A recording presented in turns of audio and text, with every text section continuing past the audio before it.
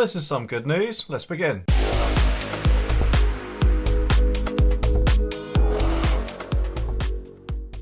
Whoa, hang on, let me explain before everyone starts going mental and saying things in the comments like, "Oh, really? Well, I suppose you want all cars to be death traps, do you? Oh, I hate the smug one." Well, no, actually, I'm pretty sure that a car can only be considered a death trap if my girlfriend's driving it. But anyway, the cost of an MOT is around £55. However, some garages out there thankfully tend to do them for a little bit cheaper, which obviously does help people out. But with newer cars, which surely would have to pass more stringent safety checks than, let's say, a car of, I don't know, about 25 years old, like a Ford Escort probably would have done in the past. So it does seem fairly logical that these newer cars might not actually need testing every year, especially if you don't do that many miles with it as well. And it does seem like the government is finally starting to come to the same conclusion, because according to The Sun, the government may increase the time in between MOTs from a year to 2 years, which will obviously save us a bit of money, although I think it should only apply to newer cars, say about, I don't know, 10 or so years old. And of course, not something like my brother's old clapped out rust bucket because of what I was saying earlier. Transport Secretary Grant Shapps proposed lengthening MOT certificates' validity in a cabinet brainstorm yesterday. One source told The Telegraph, "If we move from an annual check to a check every 2 years, that is half in the cost of an MOT renewal. That is a bread and butter policy that shows that the Conservatives are on your side." But motoring body, the AA, warned it could lead to higher repair bills for drivers who do not catch problems early enough. Well, actually, if you remember a year or two ago, when it seemed like we were all locked up in our houses,